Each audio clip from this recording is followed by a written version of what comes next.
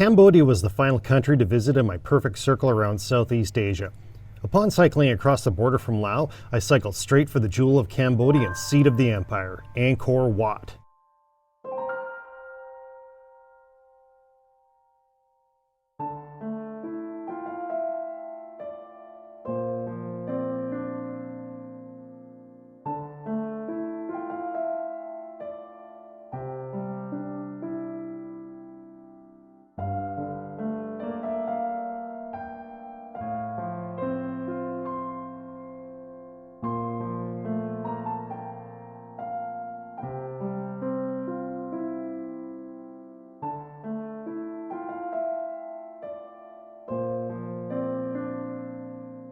After I paid $7 in bribes to the Lao and Cambodian officials at the Nong Khiene border crossing, I cycled to Siem Reap and spent 4 days exploring the Angkor Wat temple complex. I then cycled to the capital city of Phnom Penh, resting on the river banks of the Mekong River, and then relaxed in the old French colonial city of Kampot before cycling for the Thailand border.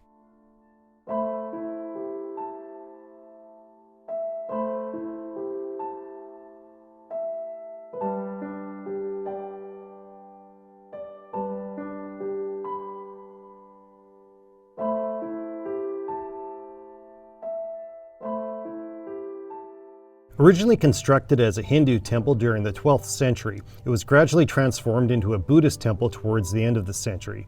As such, it is also described as a Hindu-Buddhist temple. During its 6 centuries as an imperial capital, Angkor went through many changes in architectural styles and in religion. The city of Angkor changed from the Hindu god Shiva to Vishnu, and finally to the Mahayana Buddhist deity Avalokitesvarna. One of my favorite temples nearby is the complex of Angkor Thom, which has 5 gates, with the most famous being the South Gate. This has been restored and depicts a number of heads, although these are normally reconstructed versions. Angkor flourished from the 9th to 15th century. At its peak between the 11th to 13th century, it was one of the largest cities in the world, with a population between 80 to 150,000 people. Its prosperity was to end in 1431, however, when it was conquered by the Siamese, resulting in the capital being moved to Phnom Penh. Angkor was then abandoned and became overgrown by the jungle. The process of reclaiming Angkor from the jungle was begun in the 1860s by the French, but the task had to be suspended in the 1970s during the rule of Pol Pot. It was declared a UNESCO World Heritage Site in 1992. The entire city of Angkor used far greater amounts of stone than all the Egyptian pyramids combined, and occupied an area significantly greater than modern-day Paris. There is a constant reconstruction or repair work being done, and in some areas temples remain off-limits due to structural issues.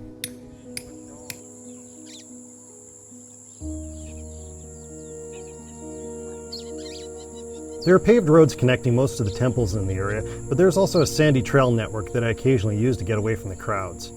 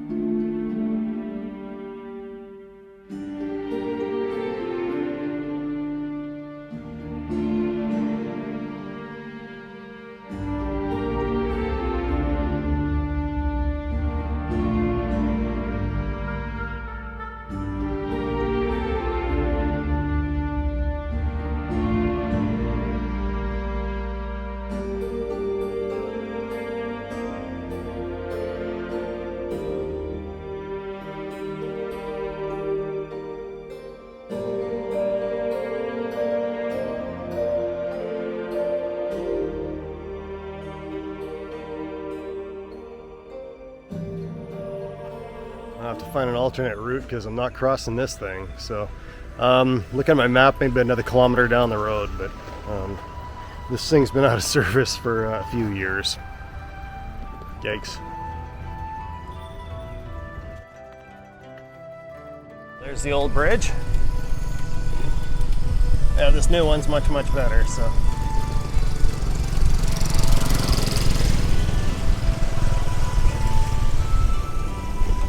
I was a little bit concerned, but there was enough traffic in this neighborhood that I figured there would be a way out.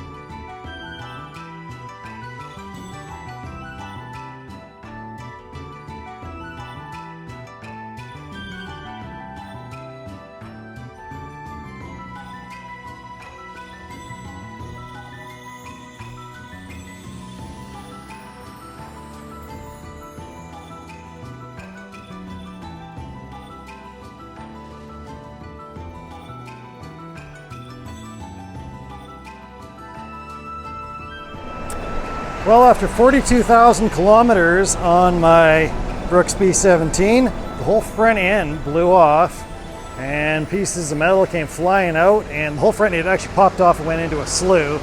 So it is gonna need a new one. I found a chunk of a piece of tire, so I'm now kind of modified it to just kind of add some support there, and so it doesn't drop down as much, but it's probably put some electrical tape around there, but it's just one of those unfortunate things. But they give a 10-year warranty or guarantee at least from Brooks, but obviously I can't complain at 42,000, but it's just one of those things I'll have to get when I get back to Bangkok, is pick up a new saddle.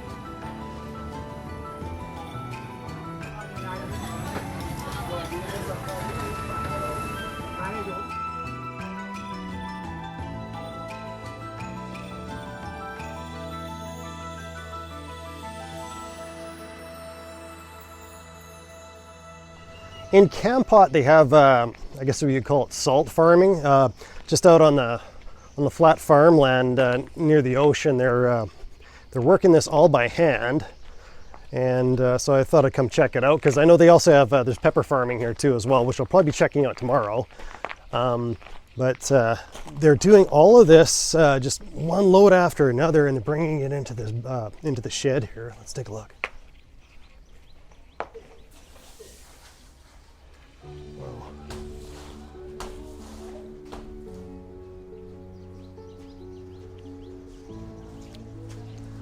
Yeah, that's all barefoot. I imagine this product is probably being sold in town. I should keep an eye out when I get there.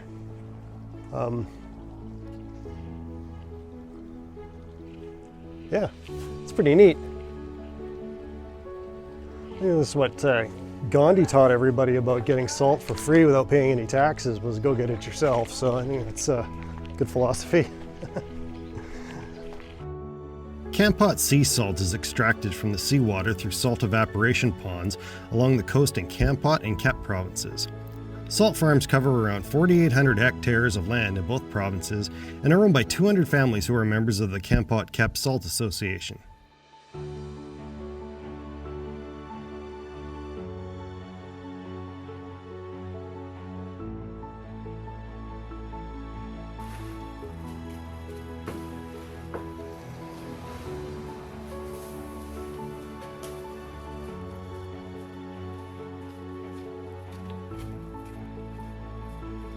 Sea salt is produced by flooding seawater into a salt pan or field that looks similar to a rice field full of water.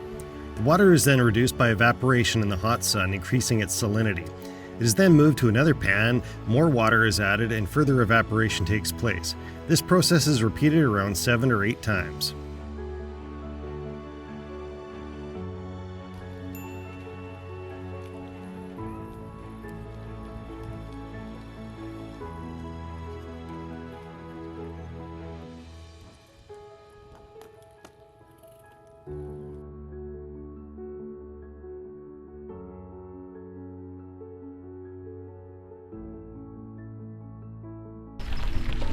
My second night in Kampot, and I'm just exploring along the waterway here. There's a small dock here with the fishermen are actually just heading out for, I guess, for the evening catch, and I guess there's a sizable Muslim community here, so there's a mosque nearby, and oh, we got some fresh concrete work right there.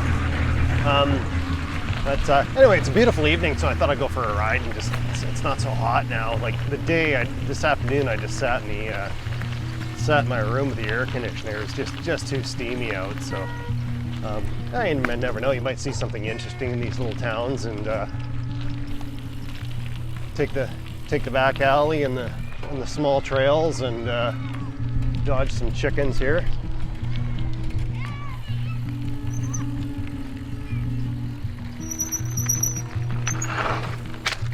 Whoa. Hello. Hello.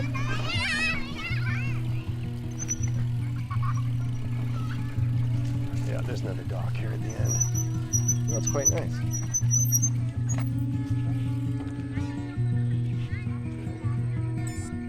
Hello. Hello. Hello, hi.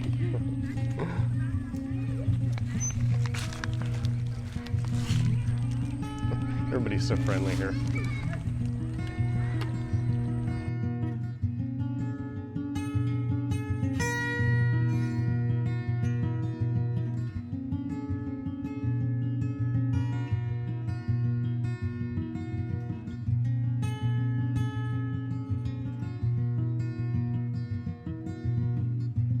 Kampot would be the final city I would visit on my bicycle trip, which had previously taken me through Thailand, Laos, and also Vietnam. The weather was extremely hot now, unlike 3 months ago when I started. I pedaled towards the Thailand border, heading for Bangkok once again, completing my perfect circle around Southeast Asia. Life is a circle. The end of one journey is the beginning of the next.